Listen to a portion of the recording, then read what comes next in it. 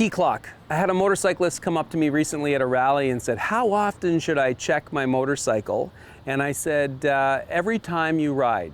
And I thought we should talk about T-clock and why you should check your motorcycle every time you ride. Absolutely. We've talked about this a number of times, but yeah, T-clock is a great way. It's like a checklist that you can put in your head, and you just check off each little letter, and you know then that you've probably done a good once over on your motorcycle. And yeah, every single time you ride. Yeah. So let's do T-clock. Yeah, let's do T-clock. T.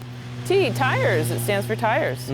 Two wheels, fairly important, so your tire contact is extremely important to go over. Right. For sure. So we want to check the tire pressures. Yes, for sure. No underinflation or overinflation. And we want to make sure visually we inspect the tires for cracks, wear. Yeah, wear, the tread. Yeah, and anything maybe embedded that you got.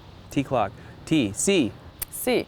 That's the cables and controls. Right. So you're going to take a look at the cables. I mean, if you can see the cables, you want to check for fraying, if there's any fraying, because that would maybe give you a hint. Perhaps maybe we should change them out. And your controls. Brake levers, clutch levers, make sure they're not broken, they're not loose. Exactly. Right. Okay. Control C. L.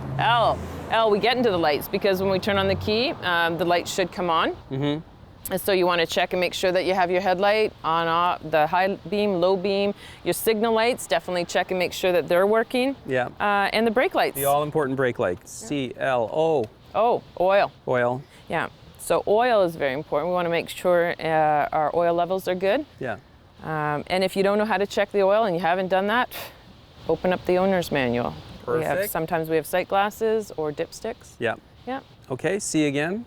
C, that's the chassis. Yeah. So we want to definitely, now we look at our drive and suspension and make sure just do that whole once over on that motorcycle. Check the fork seals, make sure they're not leaking. Yeah, make sure there's no leaks, for and sure. also make sure everything is functional and moving and up and down and loose and can function, basically.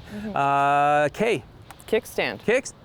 Now that's a weird one, kickstand. How so? That you have a kickstand? That your kickstand is true. That it is working properly. I mean, it's resting on the kickstand here as well. If you have a center stand, you want to check that out.